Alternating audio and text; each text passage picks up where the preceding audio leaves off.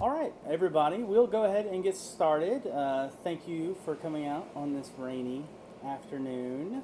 So we've got a special rainy day edition with Miss Vickie Auguste, Dr. Vickie Auguste, Yes. running for BESE District 6. Right. So the way that we've been starting these events out is we just have a short Q&A between you and I, and we then throw it over to the audience so that you can answer any questions for the folks that showed up. And of course, we're taping so that Okay. the folks that couldn't get out in the weather will have an opportunity to hear the discussion as well. All right. So the first thing that we've been starting off with is just a little bit of biographical background. Just tell us Okay. about yourself and how you got to now. Hi, my name is Dr. Vickie August. I'm a native of Baton Rouge, Louisiana. I currently reside in Livingston Parish, primarily in the Prairieville area. I am a veteran educator. I've been in education for over 2 decades. I'm highly qualified and certified in multiple areas. I have 3 degrees from Southern University, a Bachelor of Science in Sociology, a Master of Arts in Social Science, a Master of Education in Education Administration, and I also have a doctorate degree from Southeastern Louisiana University in Educational Leadership with an emphasis on special education. I have a total of 3 kids, 3 sons, and I have 2 stepdaughters, and we have a total of 5 grandkids.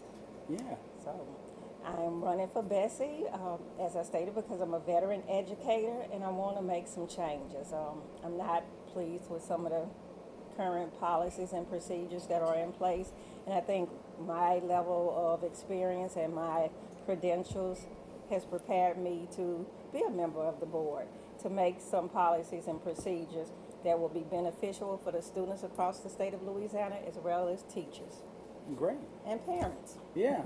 Well, that kind of leads into my next question as Okay. to why BESE specifically? Why not a different elected position? Because there's certainly tons of them up for know. grabs this Right. go around. Yes, there are. yeah. There are.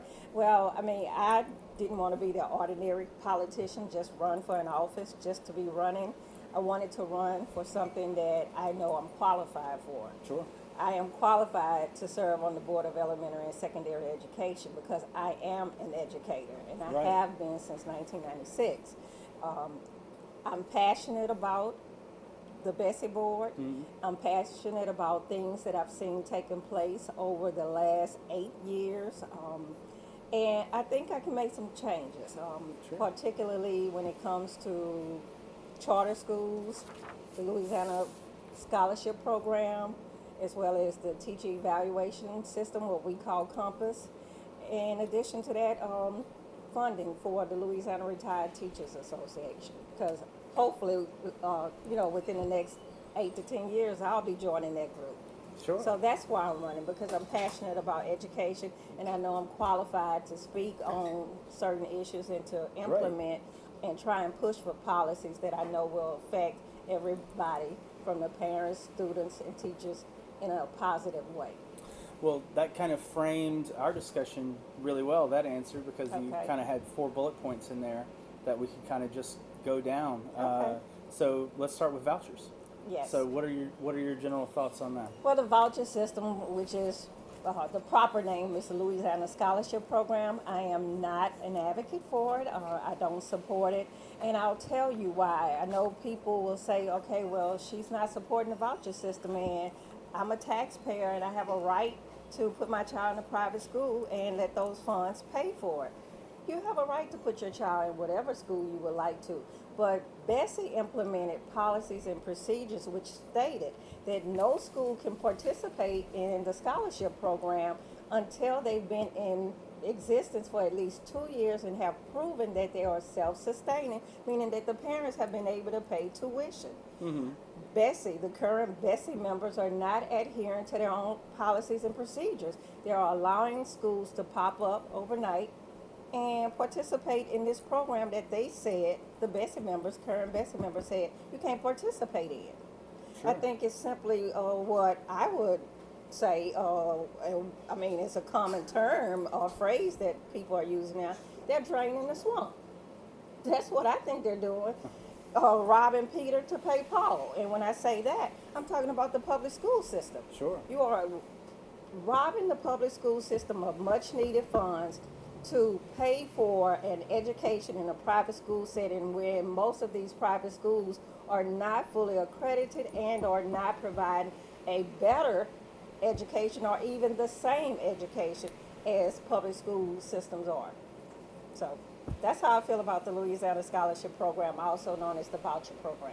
Well, that's great. No, yeah, that's one of the things that I actually liked about going through your website is that you very much articulate a clear position. Yes. On all of these big topics. Yes. So going on to the second of the kind of four prongs that you mentioned, the Compass Teacher Evaluation System. Okay, I did my research on the Compass Teacher Evaluation System. A lot of people don't understand the acronyms and everything behind it. I'll tell you, it's a value-added model. When they developed it, they tried to replicate some value-added models from Ohio and from Texas. And when Superintendent John White and his colleagues developed the Compass Louisiana Teacher Evaluation System, what they did was they took into consideration Charlotte Danielson, and you can Google her if you're not familiar with her, but she came up with components of effective teaching. Mm-hmm. It's like a checklist to utilize when you're going in to make observations, to give teachers some encouragement and feedback and identify areas that need to be refined or reinforced. Refined meaning area that's weak and you need to improve. Reinforced meaning area that's strong and you're doing a great job and keep doing it. Well, Charlotte Danielson has stated, she's gone on record, and that is in print, black and white, that she disagrees and disagreed with the way that Louisiana chose to use her checklist. Mm-hmm. Because they pulled different aspects from the checklist to use in the Compass evaluation system. And because of that, she stated it was going to render inaccuracies. And it has. I fully support what she stated and still supports, because I'm a former evaluator. I have evaluated teachers as an assistant principal.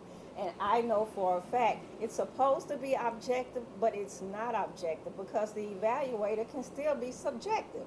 Mm-hmm. Even though it's a checklist that you follow, you can still be subjective about what you see, because it may not be what you like or what you envision, but the teacher could be doing a phenomenal job.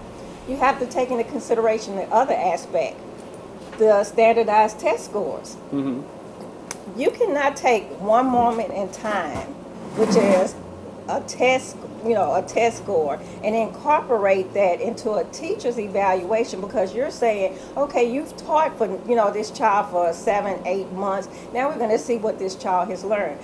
They're not taking into consideration that these kids are coming to us with things that may be affecting them in their personal life, home environment. Sure. We're serving as educators, we're serving as social workers, mm-hmm. we're serving sometimes as probation officers, like from the criminal justice system. Mm-hmm. We're serving as parents as well, right. And all of those things cannot be eradicated or minimized to a test score, because there are some kids who don't test well, there are some adults that don't test well. And I think to say that a teacher's effectiveness rides on a test score, and a portion of a test score, I have a problem with that as a veteran educator. I also have a problem that some disciplines within the system, like it could be maybe a music teacher or band director, something like that, they're not evaluated in the same way. So that's one of the biggest problems. The standards are not even across the board for teachers across the board, because of course we know ELA and mathematics, those are high stakes areas. Mm-hmm. So those teachers are actually graded much harsher than teachers who are teaching electives. So I think the Compass system needs to be revised, and they should take into consideration feedback and input from teachers across the state, and that's what my research did. Yeah. And in my research, it was found that they felt that it could be an effective system, but the way it was being implemented from parish to parish and the instruments that were being used from parish to parish, that was one of the major problems. And another issue is that some evaluators are not certified administrators. We have in some school districts, you have librarians that's evaluating teachers. You have dean of students that's evaluating teachers. You have master teachers who don't have masters of education degrees evaluating teachers. I mean, it's a reason why we go to school to get additional education, because we need to be the best that we can be, so that when we go out, we're not only teaching the kids that we have been entrusted to, but we're also modeling the proper way to teach these kids for teachers that's coming behind us. So I think the Compass system, teacher evaluation system, needs to be revised. Okay. And I welcome any teacher or any administrator, as well as Superintendent John White, to check out my dissertation. Yeah, it's definitely something people have strong opinions about. And I can believe that. Yeah. A lot of teachers they're doing the best that they can, and they're walking away, being labeled as ineffective. Yeah. When in fact, it's not that they're ineffective, because of the mechanisms of how they are, coming up with the ratings. That's rendering them, the teachers, ineffective, and I think that's unfair. I mean, in the corporate world, you don't base a private employee's evaluation on one project that he or she managed. Right. You get what I'm saying? Yeah. It takes some time, over time, to actually, evaluate that person and that person's wealth. And right now we have a climate in Louisiana that says public school teachers are not valued. Yeah. We're not knowledgeable. You don't care about what we say, what we know. Other people come in and they want to tell educators how to do their jobs. We're the only profession in which people who are not trained to do this are telling us how to do our job. I can't go and operate on a person because I don't have a medical degree, because I'm not a surgeon. I cannot go and fly an airplane because I'm not a pilot. Nor can I go and work on a building, design Right. and build a building. I'm not an engineer or architect, but you want to come into our field and tell us how to do our job. Right. I have a problem with that, a serious Sure. problem with that. And I'm sorry, I really do. I'm very passionate about that. I think that BESE board members should be educators. Sure. And I'm not talking about teaching for 1 or 2 years. I'm talking about veteran educators. Right. Well, your passion definitely comes through, and on Compass in particular, in preparing for this event series, I asked all the educators Yes. in my life, hey, what should I ask the BESE candidates about? And that was top of everybody's I list. can believe it. Yeah. I can. Well, so another big picture issue. That's another thing that I really like about the BESE race is that,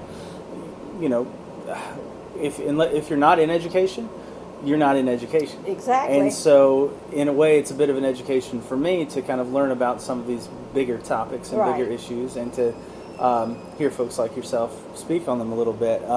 So, charter schools. I can tell you this. I'm not an advocate for charter schools. I'm not going to say I oppose all charter schools. There are some charter schools that have actually did some good things for students in Louisiana. But I think we've come to a point in time where we need to put a moratorium on charter schools, because they are rapidly expanding, once again, at the cost of the local public school system. For example, in East Baton Rouge Parish, we have the BESE charter school group. BESE have applied to expand, and they were granted the permission to expand without actually showing some evidence of growth over a period of time. I personally have a problem with that. You would not want a failing school to say, okay, well, we're failing, we're a D or a F school, but we want to open up another school down, in another neighborhood. Really? Sure. I mean, you have to prove your worth before you can come before a board and say, okay, I want to expand, or I want to bring in another charter school. My question is, why are so many outside special interest groups interested in charter schools in Louisiana? Is it because they see each student as a dollar sign? Or is it because they really want to provide these kids with a better education in an alternative setting? That's the question, because they target certain areas. I have had individuals to, call me, contact me via my website, and their question is, you're from the city of Baton Rouge. You live in Ascension Parish. You worked in Livingston Parish. Tell us, why are those districts so different? Why don't they have charter schools in their district?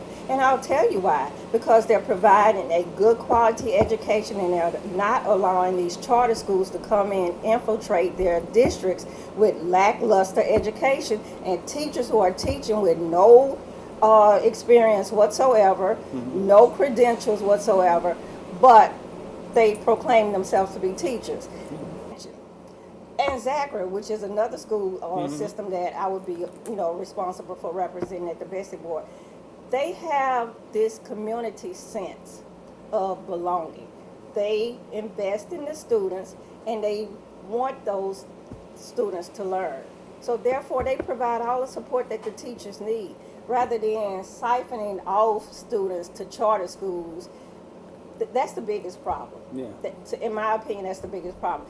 When BESE board races, I know, I'm not sure if you're familiar with the last BESE race, but we had companies coming in from New York, California. I mean, all of these public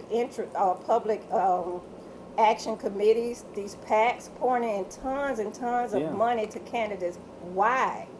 You know why? Because they see the potential flow of money into charter schools. They can make a profit at the expense of educating our kids. I have a problem with that. So Sure. therefore, I would move to put a moratorium on charter schools so that they can continue to expand without showing evidence of growth. I would also like to see BESE remove their ability to grant charters over local school districts. Because if a local school district reviews a charter school application and they feel it's not in their best interest to allow this charter in their community, they know their community, then don't grant it. But they'll appeal it to BESE, and BESE will rubber stamp it, the current BESE members. If I'm on the BESE board, that's not going to happen on my watch. If a local educational authority chooses not to grant a charter, it's my belief that we should, Sure. honor that, because they know what's best for their community. Sure. Yeah, I know in Livingston Parish, I mean, one of the big, sort of the brand of the parish is education. That's Exactly. one of the biggest things that parish-wide people are most proud of here. Exactly. So yeah, I can certainly understand that. So you kind of had 4 bullet points in your intro. The last one, retirement. So, Yes.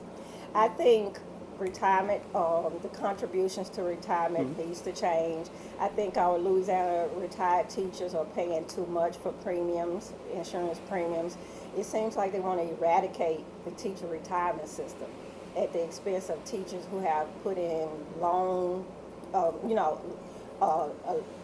long-term career. I mean, we have some teachers that have taught for over 40 years. I am working with a teacher that taught me in 1983. So we have people that are passionate about teaching, and then when they retire, they can't live, on the Right. amount of money that they're getting. I think they need to contribute more to the Louisiana teachers' retirement premiums for insurance. I also think, and I know we don't, when I say we as a future BESE member, because I'm claiming that, Sure. I think they need to revise the windfall program as well. And that's something that Congressman Garrett Graves spoke on, and he stated that he was working on that. But I think, most teachers do moonlight, and that's a term that we use for working part-time jobs. So after you teach all of these years and work a part-time job or two, you're paying into both systems. You're paying into the Louisiana Retirement Teachers Association, and you're paying FICA. But under this windfall program, when you retire, you can't get Social Security. Yeah. I have a problem with that, because Sure. where's the money going that I put into the system? Right. It doesn't make any sense. So there's a lot of laws and a lot of things that are in place that are affecting not only teachers that are currently working, but retired teachers as well. And I think that as your future BESE member for District 6, I'm going to work with the legislators to make some changes in that area, because the contributions for insurance it's not just high for active members, but as I stated, for retirees as well. Yeah. Well, I think it's very clear, just from all of your platform, that you're definitely not a status quo candidate. For No, I'm sure. not. And so, one last question that I have for you before we get to the Cavalier House Books job application question is State Superintendent of Education John White. You want to talk about that for a minute? Yes, I know that's a contentious area. Everybody, Sure. that's pretty much been the first question I've been asked in these forums. But I think it's time that we go in a different direction. I really do. My thing is, the biggest problem that I have, we have a superintendent that's working on a month-to-month contract. Educators work on contracts. If our job performance is satisfactory, we're offered another contract. If it is not, we're not offered another contract, and you have to go to another district or go somewhere else outside of education. That says a lot to me right there, that the current BESE members cannot come to a consensus on Superintendent White's contract. It also bothers me the fact of the matter that the way that Mr. White was put into the position. When he was put into that position, I was sitting there with 3 degrees. And was certified to be an administrator. Mr. White didn't meet any of those criteria. He could not be an assistant principal. He could not be a principal. But yet, he was the superintendent, and still is, of the Louisiana Department of Education. We have teachers who are, struggling to get certified, but, through some ways that were not so savvy, Mr. White was able to accomplish his certification. Yeah. And in my opinion, it's not fair. Sure. It is not fair. We have, once again, somebody who is, and I know he may say he's not pro-charter, but I know he is, because he's a part of the Teach for America cohort. He was instrumental in bringing Common Core to the state. So we know how people feel about Common Core. We know how most educators feel about Teach for America. They go and teach for 2 years, they get a write-off, and they're out of there. A real teacher, somebody who's passionate and went into it for kids, they're still in the classroom. They retire from the classroom, or they retire from some administrative position. They don't work 1 or 2 years and then get out. Sure. We don't make a lot of money, but we don't do it for the money. We do it because we're there for the children. Now, I think one thing that you've made very clear is you're doing it for your passion. Right. Absolutely. Right. So we'll wrap it up with one last question that we end with everybody. It's from the Cavalier House Books job application. Give us 2 books that have most influenced your life, 1 fiction and 1 nonfiction. Okay. Well, I don't want to be the status quo political candidate. I love the Bible, but I won't say the Bible. I like the Scarlet Letter. Sure. Because in the Scarlet Letter, I remember reading that in high school. They were able to, see this big S on this lady's chest. She was marked, so people could see her true character. To me, if we could see a person for who he or she really was, I think that would be one of the best things in life. I just like the fact, not that she was exposed for what she did, but she was exposed to the community for her true character. So I like the Scarlet Letter. I read that in the 10th grade, so I like that. Nonfiction would be The Last Lecture. And I really like that because this man overcame a lot of things with pancreatic cancer, only for it to come back and, come back so aggressive. And a lot of things that he was going through at that time, my mother was going through, end-stage congestive heart failure. So I could relate to him preparing for his death, because she was preparing for hers and going through hospice. And in the book, he was so passionate about, he was able to deal with the idea and the fact that his life was coming to an end. And we all know that we all have to cross that bridge, but he knew his time was coming closer than most. Right. So he was doing all the things that he felt he needed to do, and the book was like an inspiration for me. Do what you need to do. Do what you're passionate about doing. And as you do that, don't look back and have regrets, because you're doing what you want to do. You're doing what makes you happy, so that when you do get to the end of the road, you can't, you don't have to look back and say, I wish I would have done that. Or, Yeah. So I just liked it because it really touched my heart. It really did. Yeah, It really did. No, yeah, it's a couple of great books, and I read Scarlet Letter in 10th grade. I hated it then. Oh, I've got more of a sorry. I've got more of an appreciation for it now. But no, as a 10th grader, I was not interested. Maybe it's a But girl's thing. no, I definitely have a more of appreciation for Okay. it now, Okay. for sure. Now that I've actually grown up. Well, yes. I can want to say this because I know you didn't ask. I am a registered independent. I'm not a Republican or a Democrat, and that's important to me because I think as an educator, I feel it's important for me to be nonpartisan because Yeah. I'm dealing with Republican parents and I'm dealing with Democratic parents, and I want those parents to come together and fight for laws to protect the best interests of their children. And I can't do that by being, partisan, saying, I'm this and I'm that. No, I'm for the children. I'm a registered independent. That's great. Well, on that note, thank you so much for coming out with us. We really appreciate it. And thanks for having coffee with us. Thank you. Thank you so much. Thanks for the invite.